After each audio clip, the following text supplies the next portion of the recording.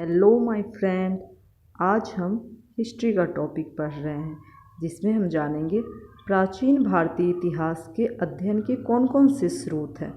तो चलिए शुरू करते हैं। वीडियो शुरू करने से पहले मैं आपको बता दूं कि अगर आप इस चैनल पर नए हैं तो प्लीज़ मेरे चैनल को सब्सक्राइब करें और बेल बटन को ज़रूर दबाइएगा ताकि आपको नोटिफिकेशन मिलता रहे। तो चलिए वीडियो शुरू करते हैं।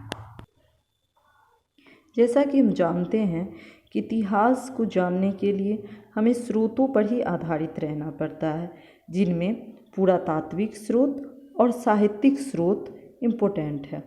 पुरातात्विक स्रोत में जो अभिलेख है, स्मारक एवं भवन हैं, सिक्के, मूर्तियाँ, चित्रकला और मुहरे हैं, इनसे हमें जानकारियाँ प्राप्त होती हैं। साथ ही साहित्यिक स्रोत में भारतीय साहित्य और विदेशी साहित्यों के द्वारा, जिसमें विदेशी यात्रियों के जो विवरण हैं, उनसे हमें इतिहास को समझने का और अध्ययन करने का मौका मिलता है। तो हम सारे टॉपिकों के बारे में एक एक करके समझेंगे। तो पहले मैं शुरू करती हूँ अभिलेख के बारे में। जो भी प्राचीन काल के अभिलेख प्राप्त हुए हैं, जिनमें अगर भारतीय अभिलेखों में देखें तो अशोक के अभिलेख, स्मारक एवं भवन या सिक्के, जिसमें पंचमार्क सिक्के हो गए और कुषाण काल के सिक्के, गुप्त काल के सिक्के, इन सब सिक्कों पे कुछ चित्रकलाएं होती हैं और कुछ डेट लिखे होते हैं, जिससे उस समय के जो संस्कृति थी, जो डेट से पता चलता है कि ये किस काल के सिक्के हैं। तो इस तरह हमें चीज़ों को समझने में काफ़ी सुविधाएं होती हैं इसके द्वारा। साथ ही मूर्तियाँ, जो बुद्ध की मूर्तियाँ प्राप्त हुई हैं, चित्रकला में जो भित्ति चित्र हो गए इत्यादि, मुहरे जो हड़प्पा सभ्यता से जो मुहरे प्राप्त हुई हैं, इन सब पे कुछ चित्रात्मक चीज़ें होती हैं, जिससे हमें उस काल के संस्कृति, धर्म आदि के बारे में, व्यापार आदि के बारे में पता चलता है। साहित्य की बात करें तो यहाँ दो तरह की चीज़ें हैं। पहली एक भारतीय साहित्य और दूसरी विदेशी साहित्य। तो भारतीय साहित्य में हो गया हमारा धार्मिक साहित्य, धर्मनिरपेक्ष साहित्य और संगम साहित्य, जिसमें हम तीनों पे थोड़ा थोड़ा करके प्रकाश डालेंगे। धार्मिक साहित्य में देखें तो इसे भी तीन भागों में बांटते हैं। एक ब्राह्मण साहित्य, बौद्ध साहित्य, जैन साहित्य।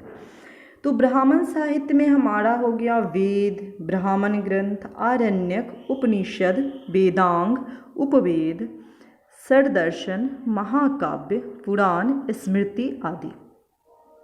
वहीं बौद्ध साहित्य में सुत्त पिटक, विनय पिटक, अभिधम पिटक, मिलिंद पन्हो, बुद्ध चरित्र, दिव्यावदान आदि आते हैं।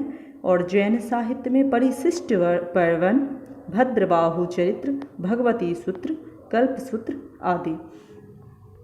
वहीं जब हम धर्मनिरपेक्ष साहित्य की बात करें तो उसमें कौटिल्य का अर्थशास्त्र आता है, और कौटिल्य के अर्थशास्त्र से हमें मौर्य वंश को समझने में काफ़ी सुविधाएं होती हैं। उसमें बहुत सारी चीज़ें हैं जो मौर्य काल के बारे में हमें मौर्य काल के इतिहास, मौर्य काल के आर्थिक, सामाजिक, धार्मिक, सांस्कृतिक, इन सब के अध्ययनों में काफ़ी मदद करता है। वहीं कल्हन की राजतरंगिणी को भारतीय इतिहास की प्रथम पुस्तक मानी गई, क्योंकि इसमें ईस्वी सन आदि का भी प्रयोग किया गया है। पाणिनि का अष्टाध्याय, जो संस्कृत का एक व्याकरण ग्रंथ है, विशाख दत्त का मुद्रा राक्षस, कालिदास का अभिज्ञान शाकुंतलम, कालिदास का अभिज्ञान शाकुंतलम जो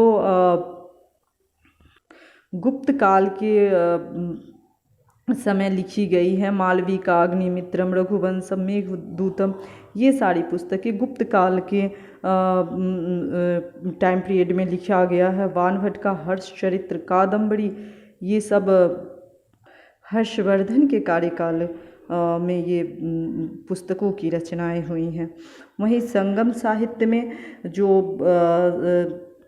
संगम साहित्य में दक्षिण भारत के इतिहास को जानने में बहुत मदद करता है, जैसे कि तिरुकूलम, शिल्पाधिकारम, मणिमेखले, जीवक चिंतामणि आदि। इन सब पुस्तकों में दक्षिण भारत के बारे में, वहाँ की संस्कृति, वहाँ के कला व्यापार, इन सब के बारे में काफ़ी विस्तार से चर्चाएं हैं। वहीं अगर हम विदेशी साहित्य में देखें तो विदेशी साहित्य में विदेशी यात्रियों के विवरण से हमें इतिहास लेखन में काफ़ी मदद मिलती हैं। जैसे कि यूनान एवं रोम के जो लेखक हुए, जैसे कि मेगास्थनीज, टॉलेमी, हेरोडोटस, नियार्कस, आर्स्टोबुलस आदि। चीनी लेखक में फाहियान, ह्वेनसांग, इत्सिंग आदि।